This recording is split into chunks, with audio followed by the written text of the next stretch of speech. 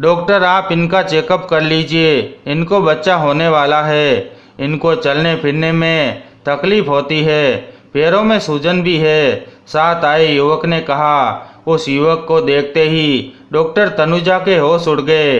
पर्चे पर नाम लिखते समय न जाने क्यों हाथ कांप गया था। उसने कुछ दवाएं व टॉनिक लिखकर दिए, साथ में कुछ हिदायतें भी। वे दोनों उठकर चले गए, किंतु दिल में हलचल मचा गए। वह दिन भर बेघर रही, बार बार अतीत आकर कुरेदने लगा। जो अतीत वह पीछे छोड़ आई थी, वही क्यों फिर से उसे बेचैन करने लगा। कौन था वह युवक जिसे देखते ही तनुजा के होश उड़ गए। तनु बेटा, जाकर तैयार हो जा, वे लोग आते ही होंगे। माँ ने प्यार भरी आवाज में मनुहार करते हुए कहा। माँ, मैं कितनी बार कह चुकी हूँ कि मैं विवाह नहीं करूँगी। मुझे पसंद नहीं है ये देखने दिखाने की औपचारिकता।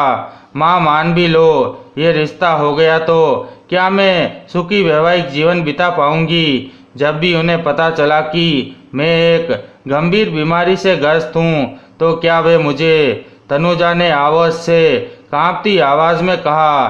बेटा, तूने मन में भ्रम पाल लिया है कि तुझे गंभीर बीमारी है।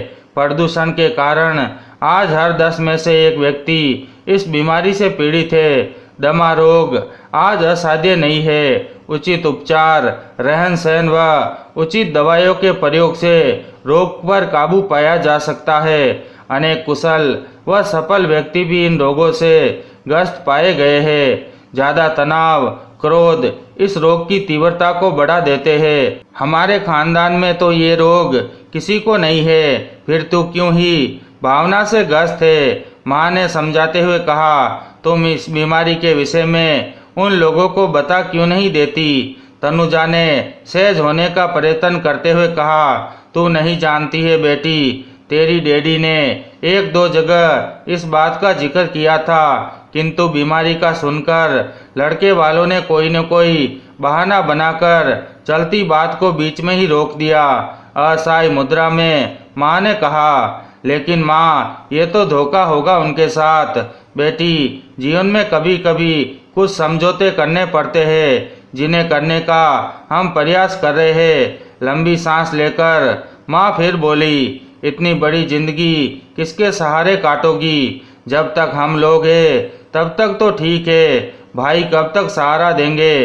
अपने लिए नहीं, तू मेरे और अपने डैडी की खातिर हमारे साथ सहयोग कर बेटा। जाकर तैयार हो जा। माँ ने डबडबाई आंखों से देखा।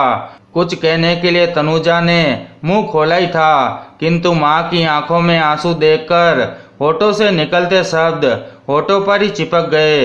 अनिच्छा से वह तैयार हुई। मन कह रहा था कि किसी को धोखा देना अपराध है। मन की बात मन में ही रह गई। भाई रंजन आकर बोला कि वे लोग आ गए हैं। माँ और डैडी स्वागत के लिए दौड़े। 2 घंटे कैसे बीते पता ही न चला। मनोज अत्यंत आकर्षक, हंसमुख व मिलनसार लगी नहीं रहा था कि हम पहली बार मिल रहे हैं। पहली बार मन में किसी को जीवन साथी के रूप में प्राप्त करने की इच्छा जागृत हुई। वे लोग चले गए, किंतु उनके मन में उथल पुथल मच गई। क्या वे मुझे स्वीकार करेंगे। यही स्वीकार कर भी लिया तो कच्ची डोर से बंधा बंधन कब तक ठहर पाएगा। 2 दिनों बाद फोन पर रिश्ते को स्वीकार करने की सूचना मिली तो बिना त्योहार के ही घर में त्योहार जैसी खुशियां छा गई। डैडी बोले, मैं जानता था रिश्ता यहीं तय होगा। कितना भला व सुशील लड़का है मनोज। किंतु तनुजा चाहकर भी खुश नहीं हो पा रही थी। जन्म जन्म के इस रिश्ते में पारदर्शिता अत्यंत आवश्यक है सोचकर उसने पता प्राप्त कर चुपके से एक पत्र मनोज के नाम लिखकर डाल दिया और धड़कते दिल से उत्तर की प्रतीक्षा करने लगी। 1 हफ्ता वो बीता, 2 हफ्ते बीते, यहाँ तक कि तीसरा हफ्ता भी बीत गया। उसके पत्र का कोई उत्तर नहीं आया। मनोज का विशाल व्यक्तित्व खोखला लगने लगा था। शौपन धराशायी होने लगे थे। एक दिन वह कॉलेज से लौटी तो दरवाजे की कुंडी में 3-4 पत्थरों के साथ एक गुलाबी लिफाफा दिखाई दिया। उसका भविष्य इसी लिफाफे में कैद था। जीवन में खुशियाँ आने वाली है या अंधेरा एक छोटा सा कागज का टुकड़ा निर्णय कर लेगा। पर पत्थर खोलकर पढ़ने की हिम्मत वह नहीं जुटा पा रही थी। माँ आज किटी पार्टी में गई थी, अतः बैग से चाबी निकालकर ताला खोला। कड़कड़ाती ठंड में भी माथे पर पसीने की बूंदें झलक आई। सवे को संयत करते हुए पत्र खोला। लिखा था, प्यारी तनुजा, तुम्हें जीवन साथी के रूप में प्राप्त कर मेरा जीवन धन्य हो गया। तुम बिल्कुल वैसी हो जैसी मैंने कल्पना की थी। मन में अचानक अनेक प्रकार के फूल खिल उठे। सावन के बिना ही जीवन में बाहर आ गई। चारों ओर सतरंगी रंग बिखर कर तन मन को रंगीन बनाने लगे। उनमें भी मनोज ने पत्र का उत्तर दे दिया। 2 महीने के अंदर ही वैदिक मंत्रों के मध्य अग्नि को साक्षी मानकर तनुजा का विवाह मनोज से हो गया। सुख दुख में जीवन भर साथ निभाने के कसमे वादों के साथ वह जीवन के अंतहीन पथ पर चल पड़ी थी। विदाई के समय माँ का रो रो कर बुरा हाल था। चलते समय मनोज से बोली, बेटा, नाजुक सी सुई मुई कली है मेरी बेटी, कोई गलती हो जाए तो छोटा समझकर माफ कर देना। तनुजा की आंखें रो रही थी, किंतु नवीन आकांक्षाओं के साथ नए पथ पर छलांग मारने को आतुर था। कानपुर से फैजाबाद आते समय कार की पिछली सीट पर बैठे मनोज ने उसका हाथ अपने हाथ में लिया था तथा धीरे धीरे सहला रहा था, और वह चाहकर भी उनसे नजरों से नजरें मिलाने में समय को असमर्थ पा रही थी। कैसे है ये बंधन, अनजान सफर में अनजान राही के साथ अचानक तन मन का एकाकार हो जाना। प्रेम और अपना तब नहीं तो और क्या है। ससुराल में उसका खूब स्वागत हुआ। सास सौतेली थी, किंतु उनका स्वभाव अत्यंत मोहक व मृदु था। उसने कहा कि कमाऊ बेटा है, इसलिए उसकी बहू का इतना सत्कार कर रही है। यह सुनकर सौम्य स्वभाव मृदुभाषी सास के चेहरे पर दुख की लकीरें अवश्य आई, किंतु क्षण भर पश्चात ही वह निर्विकार मूर्ति के सरदर्शी प्रत्येक आए गए व्यक्ति की देखभाल में जुट जाती। ननद सनेहा भी दिन भर भाभी भाभी कहते हुए उसके आगे पीछे ही घूमती। कभी नाश्ते के लिए आग्रह करती तो कभी खाने के लिए। वही प्रत्येक आने वाले से भी उसका परिचय करवाती। मनोज भी किसी न किसी काम के बहाने कमरे में ही ज़्यादा वक्त गुजारता। मित्र कहते, वह तो गया काम से, अभी से ये हाल है तो आगे क्या होगा। मन चाहने लगा था काश वक्त ठहर जाए और इसी तरह हंसी खुशी से सदा उसका आंचल भरा रहे। पूरे हफ्ते घूमना फिरना लगा रहा। 2 दिनों पश्चात उल्टी जाने का कार्यक्रम था। देर रात मनोज के अभिन्न मित्र के घर से वे खाना खाकर आए। पता नहीं ठंड लग गई या खाने की अनियमितता के कारण सुबह उठी तो सांस बेहद फूलने लगी। क्या बात है, तुम्हारी सांस कैसे फूलने लगी? क्या पहले भी ऐसा होता था? मुझे मुश्किल में देखकर हैरान परेशान मनोज ने पूछा। मैंने अपनी बीमारी के बारे में आपको पत्र लिखा था। प्रश्न का समाधान करते हुए मैंने कहा, पत्र? कौन सा पत्र? तुम्हारे पत्र में बीमारी के बारे में तो जिक्र ही नहीं था। तनुजा को लगा पृथ्वी घूम रही है। क्या इनको मेरा पत्र नहीं मिला? मैं तो इनके पत्र प्राप्त कर यही समझती रही कि मेरी कमी के साथ ही उन्होंने मुझे स्वीकारा है। तनाव व चिंता के कारण घबराहट होने लगी थी। पर्स खोलकर दवा ली, लेकिन जानती थी रोग की तीव्रता 2-3 दिन के बाद ही कम होगी। दवा के रूप में प्रयुक्त होने वाला इनहेलर शर्म व झिझक के कारण ये सोचकर नहीं लाई थी कि यदि किसी ने देख लिया और पूछ बैठा तो क्या उत्तर दूंगी। बीमारी को लेकर मनोज ने घर सिर पर उठा लिया। इनका रौद्र रूप देखकर मैं दहल गई। आखिर गलती हमारी ओर से हुई थी। बीमारी को छुपाते ही भयंकर सिद्ध हुआ था। मेरा लिखा पत्र डाक एवं तार विभाग की गड़बड़ी के कारण इन तक नहीं पहुंच पाया था। बेटा, आजकल के समय में कोई भी बीमारी असाध्य नहीं है। हम बहू का इलाज करवाएंगे, तुम चिंता क्यों करते हो? मनोज को समझाते हुए ससुर जी ने कहा, पिताजी, मैं इसके साथ नहीं रह सकता। मैंने एक सर्वगुण व स्वस्थ जीवन साथी की तलाश की थी, न कि रोगी की। क्या मैं इसकी लाश को जीवन भर ढोता रहूंगा? अभी ये हाल है तो आगे क्या होगा? कड़कती मुद्रा में मनोज ने कहा, पापा, भैया ठीक ही तो कह रहे हैं। स्नेहा, मेरी ननद ने भाई का समर्थन करते हुए कहा, तुम चुप रहो, अभी छोटी हो। शादी विवाह कोई बच्चों का खेल नहीं है जो तोड़ दिया जाए। पिता समान ससुर जी ने स्नेहा को डांटते हुए कहा, मैं कल ही अपने काम पर लौट रहा हूँ। कुछ कहने को आतुर अपने पिता को चुप कराते हुए मनोज ने कहा और वह घर से चले गए। मनोज की बातों से व्याकुल सांस मेरे पास आई। मेरी आंखों से बहते आंसुओं को अपने आंचल से पहुँचते हुए बोली, बेटी घबरा मत, सब ठीक हो जाएगा। बेवकूफ़ लड़का है, इतना भी नहीं समझता कि बीमारी कभी भी किसी को भी हो सकती है। इसकी वजह से विवाह जैसे पवित्र संबंध को तोड़ा नहीं जा सकता। हाँ, इतना अवश्य है कि राजेंद्र भाई साहब को बीमारी के संबंध में छिपाना नहीं चाहिए था। माँ जी, मम्मी पापा ने छिपाया अवश्य था, किंतु मैंने इन्हें सब कुछ सच सच लिख दिया था। इनका पत्र प्राप्त कर मैं समझती थी कि इन्होंने मेरी बीमारी को गंभीरता से नहीं लिया है, वरना मैं विवाह ही नहीं करती। कहते कहते आंचल में मुंह छिपाकर तनुजा रो पड़ी। डॉक्टर भी आ गए थे। रोग की तीव्रता को देखकर इंजेक्शन दिया तथा दवा भी लिखी।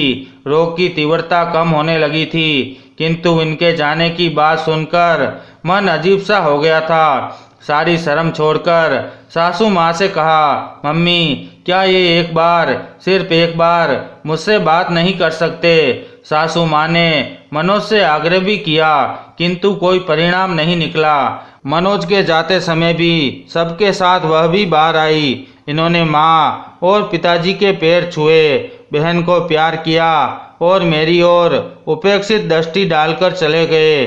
सासू माँ ने दिलासा देते हुए उसके कंधे पर हाथ रखा तो वीरे स्वर में वह बोल उठी, माँ, मेरा क्या होगा? आदमी इतना तटस्थ हो सकता है, तनुजा ने स्वप्न में भी नहीं सोचा था। विगत एक हफ्ते में हमने कुछ अतरंग क्षण व्यतीत किए थे, कुछ सपने बुने थे, सुख दुख में साथ रहने की कस्में खाई थी। क्या वह सब झूठ था? डैडी को पता चला तो वे भी आए। उनके उदास चेहरे को देखकर तनुजा उनसे नजरें भी न मिला सकी। कितने प्रयत्न, कितनी खुशी से संबंध तय किया था। क्या सिर्फ एक हफ्ते के लिए? दिवाकर जी, आप मनोज को समझा कर देखिए। ये रोग भयंकर रोग तो है नहीं। मैं सच कहता हूँ, हमारे यहाँ न मेरी तरफ और न ही इसकी माँ की तरफ किसी को ये रोग नहीं है। अतः यदि प्रयास किया जाए तो ठीक हो सकता है। गिड़गिड़ाते हुए डैडी ने कहा, भाई साहब, अपनी तरफ से तो मैं पूर्ण प्रयास करूँगा, पर नई पीढ़ी को तो आप जानते ही है, ये सदा अपने मन की करती है। मेरे ससुर ने डैडी को दिलासा देते हुए कहा। तनुजा डैडी के साथ अपने घर वापस लौट आई। इस तरह एक हफ्ते में सारे सुख दुख उसके आंचल में आ गिरे थे।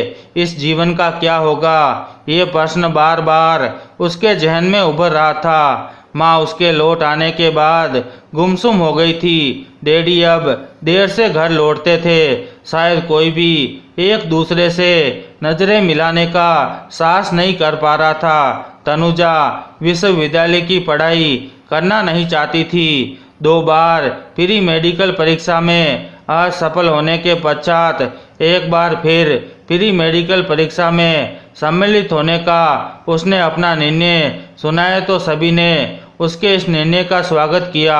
परीक्षा का फार्म भरते समय नाम के आगे कुमारी शब्द देखकर मम्मी व डैडी बिखर उठे, किंतु भाई रंजन ने मेरे समर्थन में आवाज़ उठाई। बोले, ठीक ही तो है, जो संबंध अब नहीं रहा उसे लाश की तरह उठाए आखिर कब तक फिरेंगे। 1 महीने पश्चात मनोज ने अपने वकील के माध्यम से तलाक के लिए नोटिस भिजवा दिया। माँ पिताजी ने हस्ताक्षर करने से मना किया, किंतु उसने दृढ़ स्वर में कहा, पत्नी पत्नी का संबंध मन व आत्मा से होता है। यदि मन ही एकाकार नहीं हुए तो टूटी डोर में गांठ बांधने से क्या फायदा। कहते हुए उसने कागज पर हस्ताक्षर कर दिए। तनुजा के जीवन में अब न कोई उमंग थी, न ही तरंग। किसी पर भार बनकर रहना नहीं चाहती थी। अतः प्री मेडिकल में सफल होना उसका प्रथम और अंतिम ध्येय बन गया था। समय कम था, मन को पढ़ाई में एकाग्र किया। परीक्षा हुई और परिणाम निकला। सफल प्रतियोगियों में अपना नाम देखकर वह खुशी से झूम उठी। वह खुश होती ही क्यों नहीं। मम्मी डैडी के उदास चेहरों पर एक बार फिर खुशी झलकने लगी और उसे उसकी मंजिल मिल गई थी। अंततः 5 वर्षों की उसकी MBA पढ़ाई पूरी हुई। वह लड़कियों में प्रथम रही थी। आखिर उसकी योग्यता के कारण उसका प्रादेशिक सरकारी सेवा में नियुक्त हो गई। वह पूरे दिन रोगियों की सेवा करती तो अलग तरह से आनंद की प्राप्ति होती। कभी कभी तो उसे लगता कि वह जीवन क्षण मात्र के लिए था। उसका जन्म तो मानव मात्र की सेवा के लिए हुआ था। कभी फ्लोरेंस नाइटिंगेल से अपनी तुलना करती तो कभी जॉन ऑफ आर्क से। मन में छाया कुआसा पल भर में दूर हो जाता और वह कर्तव्य पथ पर पूरे विश्वास के साथ कदम बढ़ाने लगती। एक दिन तनुजा अस्पताल में बैठी रोगियों को देख रही थी कि एक युगल ने कमरे में प्रवेश किया। वह उस जोड़े को देखकर चौंक गई, किंतु चेहरे पर आए परिवर्तन पर यथासंभव अंकुश लगा लिया। कहिए, क्या तकलीफ है आपको? तनुजा ने सामान्य होते हुए पूछा। डॉक्टर, आप इनका चेकअप कर लीजिए। इनको चलने फिरने में तकलीफ होती है, पैरों में सूजन भी है। साथ आए युवक ने कहा। चलिए। उठते हुए उसने कहा। वह कमरे में बने पार्टीशन में ले जाकर युवती का पूरा चेकअप किया। बाहर आकर उसने कहा, कोई परेशानी की बात नहीं है। इन्हें उच्च रक्तचाप है, इसी कारण पैरों में सूजन है। दवा लिख रही हूँ, देते रहिएगा। बच्चा होने तक लगातार हर 15 दिन बाद चेकअप करवाते रहिएगा। जी डॉक्टर। नाम? दवाई का पर्चा लिखते हुए उसने पूछा। ऋचा शर्मा। उत्तर युवती ने दिया। नाम लिखते समय न जाने क्यों उसका हाथ कांप गया। उसने कुछ दवाएं व टॉनिक लिखकर दिए, साथ ही कुछ हिदायतें भी दी। वे दोनों उठकर चले गए, किंतु दिल में हलचल मचा गए। वह दिन भर व्यग्र रही। बार बार अतीत आकर कुरेदने लगा। जो अतीत वह पीछे छोड़ आई थी, वह क्यों फिर से उसे बेचैन करने लगा। तनुजा ने अलमारी से वह फोटो निकाली जो विवाह के दूसरे दिन खिंचवाई थी। फोटो देखकर वह बुदबुदा उठी। तुम क्यों मेरे शांत जीवन में हलचल मचाने आ गए? मैंने तुमसे कुछ नहीं मांगा। तुमने साथ चलने से इनकार कर दिया तो मैंने अपनी राह स्वयं बना ली। तुम इस राह में फिर क्यों आ गए?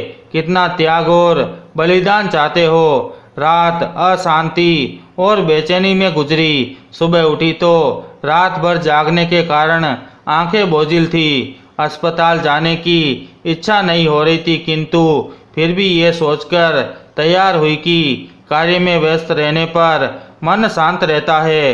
अस्पताल में कमरे के बाहर मनोज को प्रतीक्षा करते पाया तो कदम लड़खड़ा गए, किंतु सहज बनने का अभिनय करते हुए उन्हें अनदेखा कर अपने कमरे में जाकर कुर्सी पर बैठ गई। मनोज भी उसके पीछे पीछे उसके कमरे में चले आए।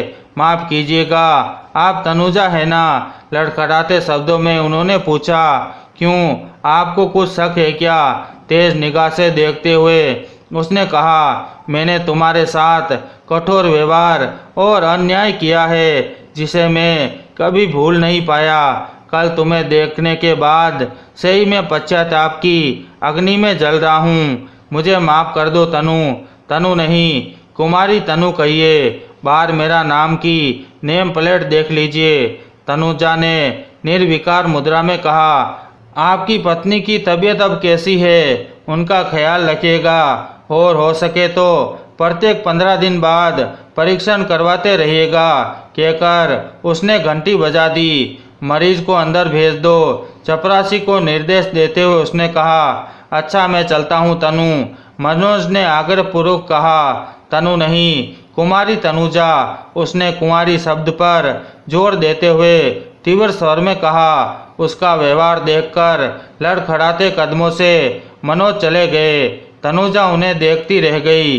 क्या ये वही व्यक्ति है जिसने मुझे मझधार में डूबने के लिए छोड़ दिया था? किंतु ये इस समय इतना निहीर क्यों, इतना दयनीय क्यों? क्या ये सिर्फ मेरे पद के कारण है या इसके जीवन में कोई अभाव है? अपनी सोच पर उसे समय पर हंसी आने लगी। इसे क्या अभाव होगा जिसकी इतनी प्यारी पत्नी है, पद है, मान सम्मान है।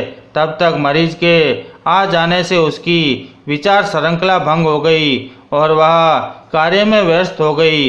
अतीत ने उसे कुरेदा अवश्य था, किंतु अनजाने सुख भी दे गया था। वह व्यक्ति जिसने कभी उसे अपमानित किया था, मानसिक पीड़ा दी थी, आज उसके सामने निहीर और दयनीय बनकर खड़ा था। इससे बड़ा सुख और क्या हो सकता था? उस दिन के पश्चात उसके जीवन में एक और परिवर्तन आ गया। वह तस्वीर जिसे शादी के दूसरे दिन दोनों ने बड़े प्रेम से खिंचवाया था, उससे निकालकर अपने बेड की साइड टेबल पर रख दी। अब उसे देखे बिना उसे नींद नहीं आती थी। उस तस्वीर में उसका निहीर चेहरा उसके आत्मसम्मान को सुख पहुंचाता था। शायद इसलिए विवाह के 10 वर्षों के बाद वह तस्वीर उसके बेडरूम की शोभा बढ़ाने लगी। ऊर्जा हर 15 दिन पर आती रही, किंतु उसके साथ वह चेहरा देखने को नहीं मिला।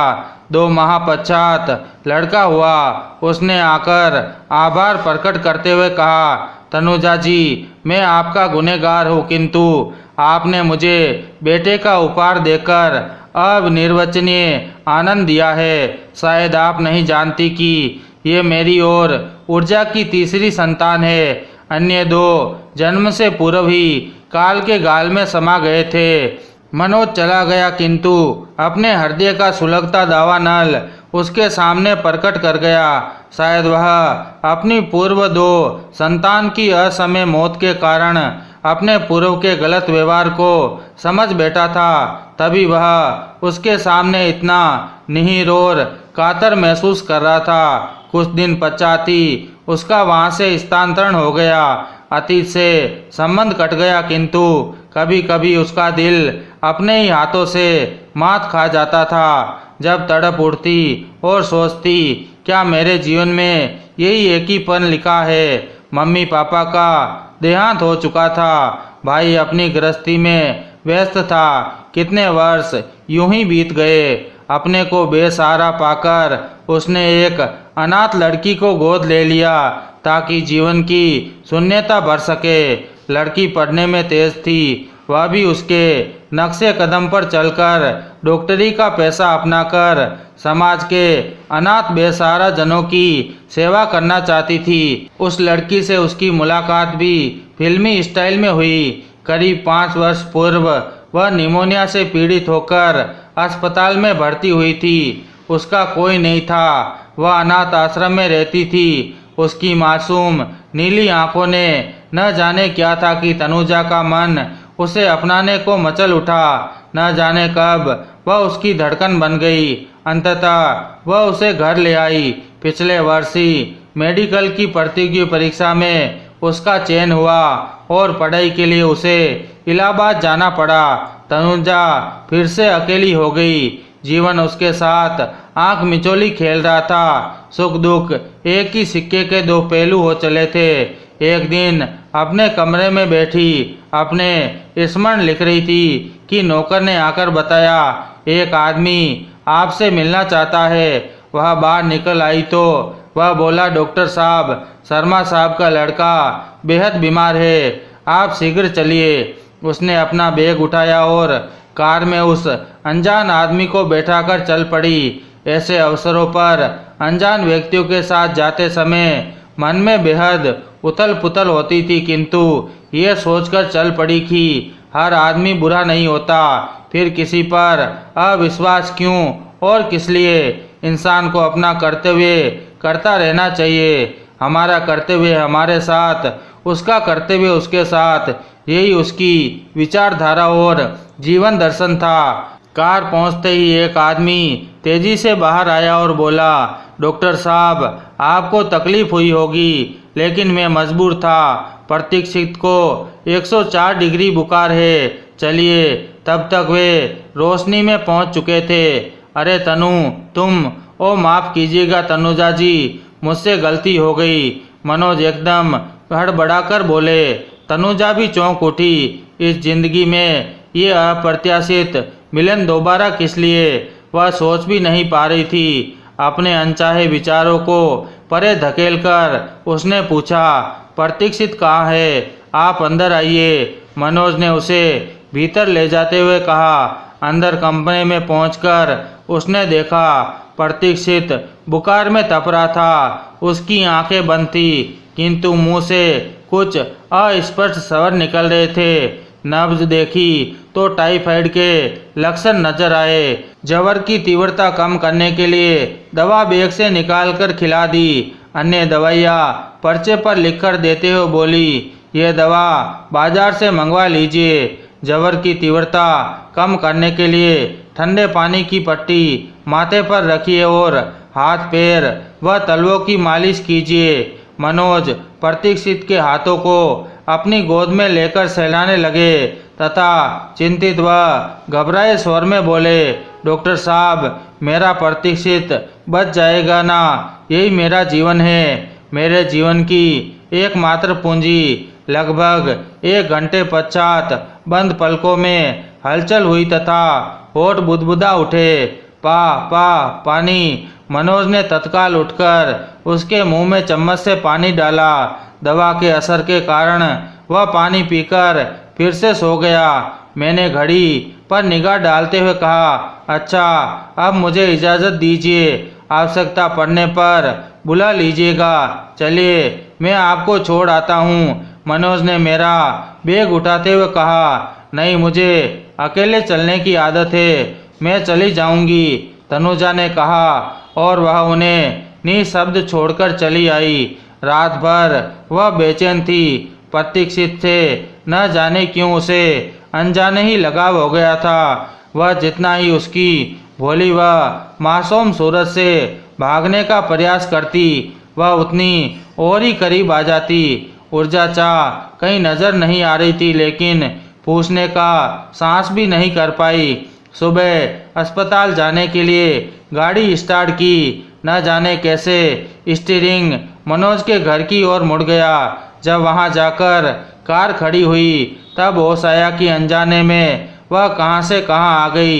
ये कैसी दिल की स्थिति थी, वह स्वयं भी नहीं जान पा रही थी। दिल पर अंकुश रखकर गाड़ी ब्रेक करने ही वाली थी कि नौकर दौड़ा दौड़ा आया तथा बोला, आपकी कृपा से प्रतीक्षित भैया होश में आ गए हैं। साहब आपको ही याद कर रहे हैं। ना चाहते हुए भी उसे उतरना पड़ा। उसे वहां उपस्थित देखकर मनोज आश्चर्यचकित रह गए। उन्हें एकाएक विश्वास नहीं हो रहा था कि वह बिना बुलाए उनके बेटे का हालचाल पूछने आएगी। प्रतीक्षित कैसा है? कल उसके ज्वर की तीव्रता देखकर मैं भी घबरा गई थी, अतः उसे देखने चली आई। मनोज के चेहरे पर अंकित प्रश्नों को नज़रअंदाज करते हुए उसने कहा। मनोज ने प्रतीक्षित से उसका परिचय करवाया। वह बोला, डॉक्टर आंटी, मैं ठीक हो जाऊंगा ना तो खूब पढ़ूंगा और आपकी तरह ही डॉक्टर बनूंगा। फिर आपकी तरह ही सफ़ेद कोट पहनकर स्टेथोस्कोप लगाकर बीमार व्यक्तियों को देखूंगा। अच्छा बेटा, पहले ठीक हो जाओ, कभी ज़्यादा खेलना कूदना मत, आराम करना, समय पर दवा खाना, ठीक से खाना खाना, वरना ताकत नहीं आएगी। अच्छा मैं चलती हूँ। आंटी आप फिर आइएगा, आपको देखे बिना मुझे नींद नहीं आती है। बड़ा शैतान हो गया है, बार बार आपको तंग करता रहता है। मनोज ने खिसियानी आवाज में कहा। कोई बात नहीं, बच्चा है, उसने कहा, पर अप्रत्यक्ष में मन कह उठा तुमसे तो कम है, तुमने तो जीवन भर का दंश दे दिया है। तनुजा जानती थी कि उसका बार बार जाना उचित नहीं है, कहीं मनोज कोई गलत अर्थ न निकाल ले। मनोज की आंखों में उसे अपने लिए चाह उभरती नजर आ रही थी, किंतु वह तटस्थ बनी रही। प्रतीक्षित के ठीक होने पर उसने जाना बंद कर दिया। वैसे भी प्रतीक्षित के साथ उसका रिश्ता ही क्या था, सिर्फ एक डॉक्टर और मरीज का ही ना। जब बीमारी ही नहीं रही तो डॉक्टर का क्या औचित्य। एक दिन शाम को टीवी पर अपनी मनपसंद पिक्चर परिणीता देख रही थी। नायिका की पीड़ा मानो उसकी अपनी पीड़ा हो। पुरानी भावुक कर देने वाली पिक्चरों से उसे बड़ा लगाव था। जब फुर्सत मिलती वह देख लिया करती थी। तभी नौकर ने आकर उसे सूचना दी थी कि कोई आया है। मरीज का चेकअप करने वाले कमरे में बैठने का निर्देश देकर वह गई। सामने मनोज और प्रतीक्षित को बैठा देखकर वह चौंक गई। कैसे हो बेटा, अब तो स्कूल जाना शुरू कर दिया होगा, उसने सवर को यथासंभव मुलायम बनाते हुए कहा। हाँ, स्कूल तो जाना प्रारंभ कर दिया है, किंतु आपसे मिलने की बहुत इच्छा कर रही थी, इसलिए जिद करके डैडी के साथ आ गया। क्या आप क्यों नहीं आती डॉक्टर आंटी अब हमारे घर, प्रतीक्षित ने मासूमियत में से कहा। बेटा तुम्हारे जैसे और भी कई बीमार बच्चों की देखभाल में समय ही नहीं मिल पाता। यदि आप नहीं आ सकती तो क्या मैं शाम को या छुट्टी के दिन आपके घर मिलने आ सकता हूँ? हाँ क्यों नहीं, उत्तर तो दे दिया था, किंतु क्या मनोज पसंद करेंगे? घर में भी सदैव आपकी बात करता रहता है, डॉक्टर आंटी ऐसी है, डॉक्टर आंटी वैसी है। फिर थोड़ा रुककर मनोज बोले, आपने मेरे पुत्र को जीवन दान देकर मुझे ऋणी बना दिया है। मैं आपका एहसान जिंदगी भर नहीं भूलूंगा, वह तो मेरा कर्तव्य था। मेरे सुख से संक्षिप्त उत्तर सुनकर मनोज कुछ और कहने का सांस न जुटा सके, जबकि लग रहा था कि वह कुछ कहने आए थे और वह चाहकर भी ऊर्जा के बारे में न पूछ सकी। प्रतीक्षित इतने दिन बीमार रहा, वह क्यों नहीं आई?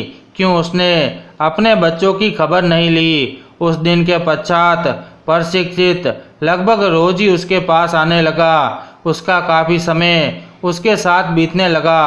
एक दिन बातों बातों में मैंने उससे उसकी माँ के बारे में पूछा तो वह बोला, डॉक्टर आंटी माँ याद तो नहीं है, सिर्फ तस्वीर देखी है। लेकिन डैडी कहते हैं कि जब मैं 3 साल का था तभी माँ भगवान के पास चली गई थी। मन हाहाकार कर उठा। एक को तो उसने समय ठुकरा दिया और दूसरी समय उसे छोड़कर चली गई।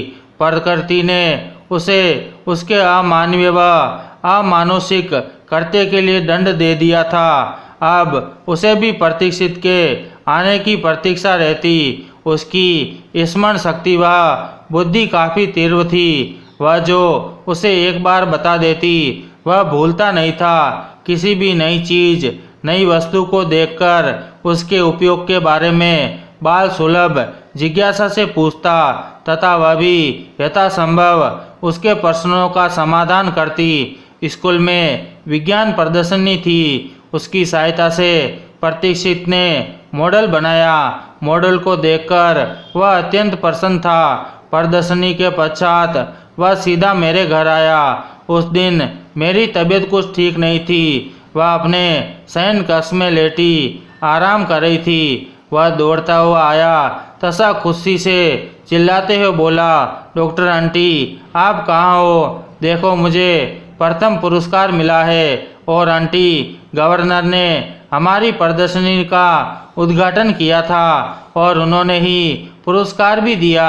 आंटी उसके साथ मेरी फ़ोटो भी खींची है। उन्होंने मेरी बहुत प्रशंसा की। बधाई बेटा, ऐसे ही आपको पुरस्कार मिलते रहे। उसने लेटे लेटे कहा, आंटी आप आज इस समय लेटी क्यों है? क्या आपकी तबीयत खराब है क्या? उसने पलंग पर बैठे हुए उसकी ओर देखते हुए अचानक कहा, लगता है थोड़ा बुखार हो गया है, ठीक हो जाएगा। आप सबकी देखभाल करती है किंतु अपनी नहीं।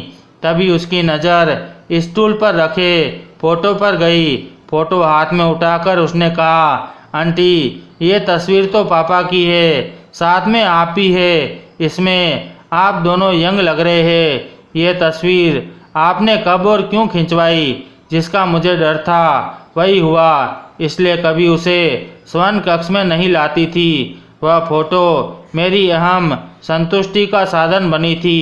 अंत चाहकर भी उसे अंदर नहीं रख पाई थी। मेरा अब कोई संबंध भी नहीं था मनोज से, लेकिन यदि तथ्य को छिपाने का प्रयत्न करती तो वह कभी संतुष्ट न हो पाता तथा कालांतर में मेरी उजली छवि में दाग लग सकता था। अतः ना चाहते हो भी उसे सब कुछ सच सच बताना पड़ा। वस्तु स्थिति जानकर वह उबल पड़ा।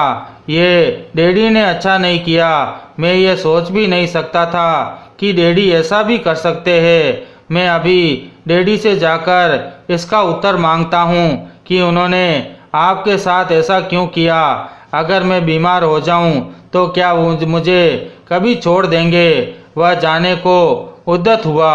उसने उसका हाथ पकड़ लिया और कहा, बेटा मैं कभी किसी से कुछ नहीं मांगा। जीवन पथ पर जैसे ही चली जा रही हूँ, चलने दो। अब जीवन के आखिरी पड़ाव पर मेरी भावनाओं, मेरे विश्वास, मेरे झूठे आत्मसम्मान को ठेस मत पहुँचाना तथा किसी से कुछ न कहना। कहते कहते न चाहते हो भी प्रतिष्ठित के सामने आंखों में आंसू टपक पड़े। मैं किसी से कुछ नहीं कहूँगा माँ, किंतु आपको न्याय दिलाने का प्रयत्न अवश्य करूँगा। दृढ़ निश्चय वह दृढ़ कदमों से वह कमरे से बाहर चला गया था, किंतु उसके मुखमंडल से निकला माँ शब्द उसके जाने के पश्चात भी वातावरण में गूंजकर उसकी उपस्थिति का एहसास करा रहा था। कैसा था वह संबोधन, वह आवाज़, उसकी सारी चेतना, संपूर्ण अस्तित्व सिर्फ एक शब्द में खो गया था। जिस मोह पास को वह वर्षों पूर्व तोड़ आई थी, अनायासी उसमें फंसती चली जा रही थी। कैसा है ये बंधन, कैसे ये दिल के रिश्ते। अनुत्तरित प्रश्न बार बार उसके अंतस्थल में प्रहार कर रहे थे, उसे बेचैन करने लगे। तो दोस्तों, क्या तनुजा ने प्रतीक्षित को बताकर सही किया या गलत? अपनी राय कमेंट बॉक्स में ज़रूर दीजिएगा।